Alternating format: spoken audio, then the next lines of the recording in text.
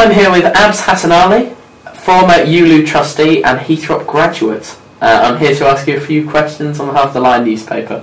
Abs, do you think the student movement has failed? I think it would be difficult to say. Answer to that question is yes or no. It has failed or it hasn't failed.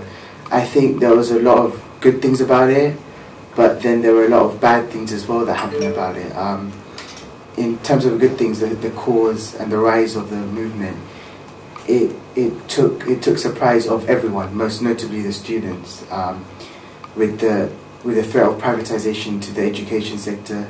Students rightly felt betrayed by the current government and protested because of that, and because of that it became a collective struggle. And I argue in my paper that that was a positive thing for the movement, for it expanded into not only a struggle for students, but then into a struggle for public sector workers and so on. But part of what was the rise of the movement was also the fall of it.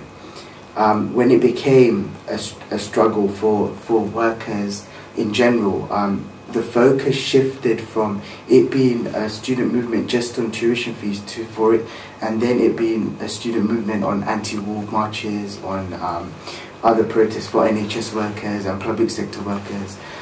So part of it was good about that, but the way it went over the line and it took away the emphasis of why students were actually there on the streets, and a lot of students felt betrayed and that their movement had been taken over for those reasons. Yeah. If you were to put your finger then on who you would say, what group, what individuals maybe were to blame for this disintegration of the movement, where would you put the blame? I think it's difficult.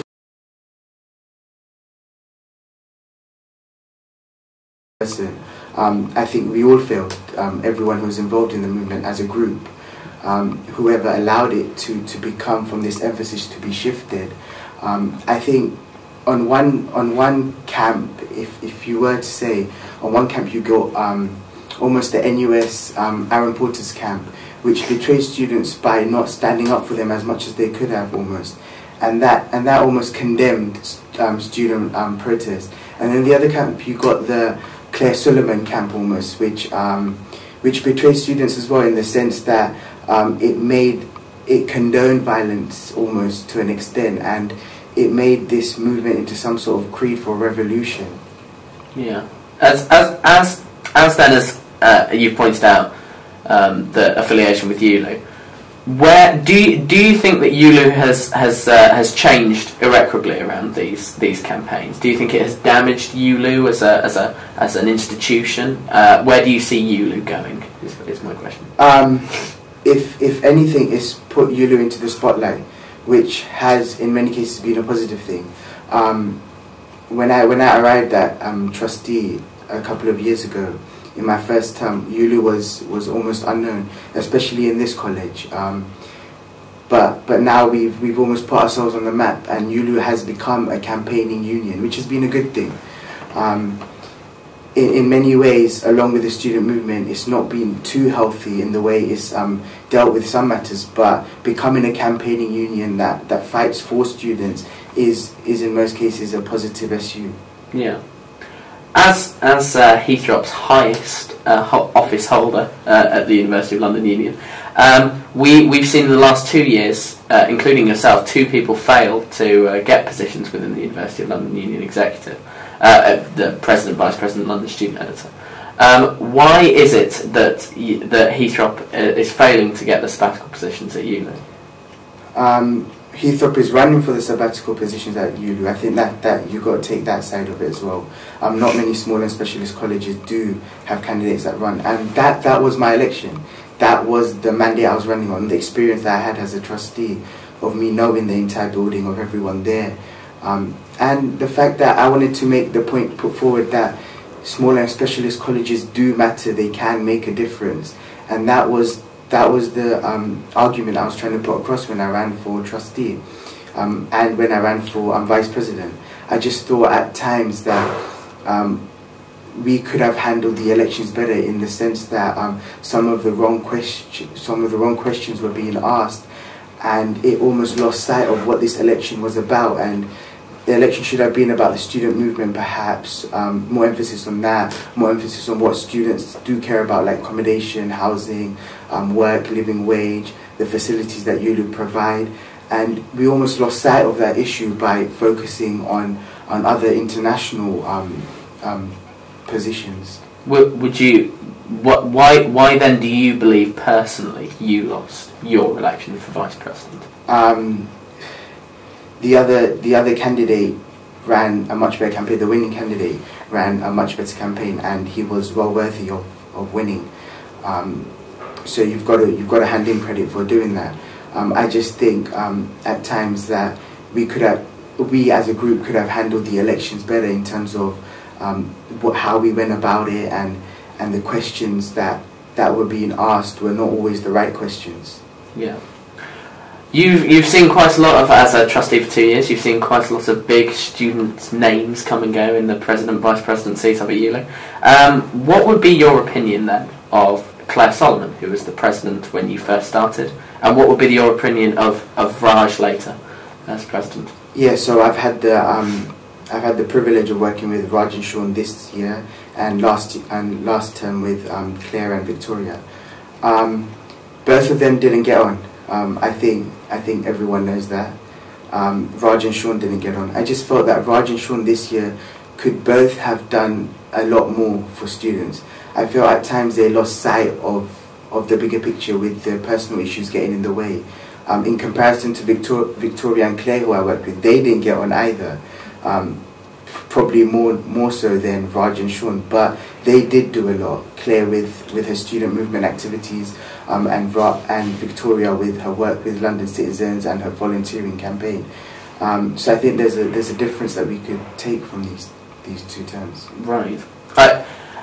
There have been a lot of question marks over the future of ULU, especially with the NUS conference allowing an NUS London to be developed. There is speculation, and it's already been announced by the acting president, a wish to potentially move ULU into being an organisation that represents not just University of London colleges and institutions and their students, but all of London, adding potentially an extra 45 institutions to ULU. What would be your opinion of such a move? I think it would be a good move. Expanding into the whole of London would be a very good thing. Is something I wanted to put forward in my manifesto as well. And at a time when ULU probably needs to gain the trust back of its members, of its students, that the best way to do that would be to expand into other unions. So it won't be one overnight. This won't be changed in one day or so. But hopefully we can hold a campaign where we can get more students involved, more unions involved, more universities involved. And that will make the importance of ULU greater, and it will matter to people again.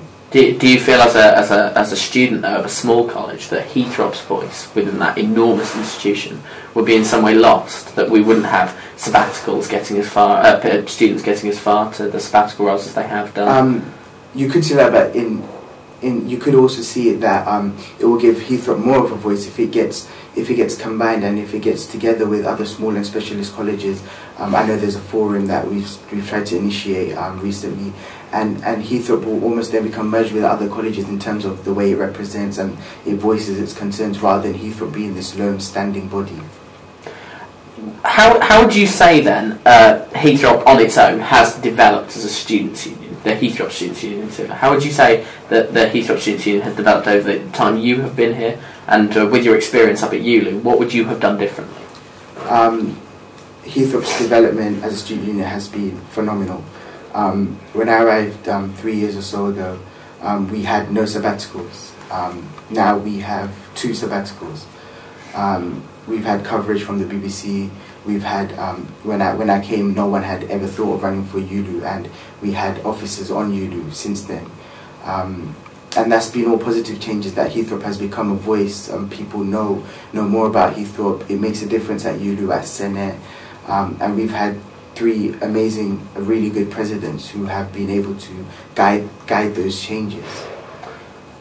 What would you, however, have done differently? If you were to change one thing about Heythrop Students' Union's development, what would it be?